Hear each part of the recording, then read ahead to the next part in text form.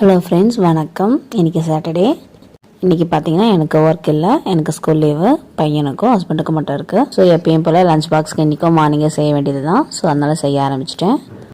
இன்றைக்கி லஞ்சுக்கு பார்த்தீங்கன்னா இந்த கொழிஞ்சிக்காய் வச்சு தான் சாதம் கிளறலான்னு ரெடி பண்ணிகிட்ருக்கேன். கூடவே செப்பக்கிழங்கும் உருளைக்கிழங்கும் 2 இருந்தது. அதை 2 வேக வச்சு எடுத்து தவா ஃப்ரை பண்ணலான்னு ரெடி பண்ணிட்டேன்.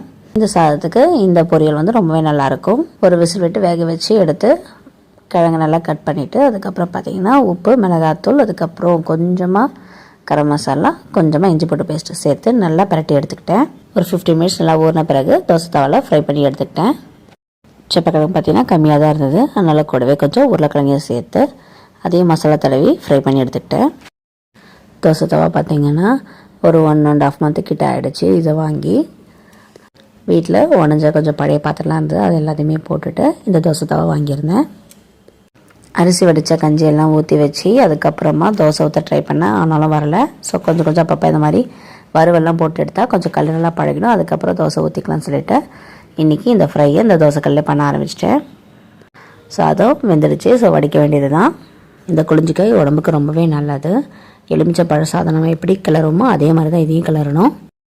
வடை சட்டியில் எண்ணெய் சேர்த்துட்டு கடுகு, கடலைப்பருப்பு கொஞ்சம் அதிகமாக, உளுத்தப்பருப்பு, பச்சை மிளகா, கருவேப்பிலை, அதுக்கப்புறம் வந்து நிலக்கடலை சேர்த்துருக்கேன். கொஞ்சமாக முந்திரியை சேர்த்துருக்கேன். இது நல்லா வறுபட்ட பிறகு ஸ்டவ்வை ஆஃப் பண்ணிவிட்டு அதுக்கப்புறம் கொழிஞ்சிக்காயை நல்லா ஜூஸ் பிழிஞ்சு அதையே சேர்த்துக்கிட்டேன்.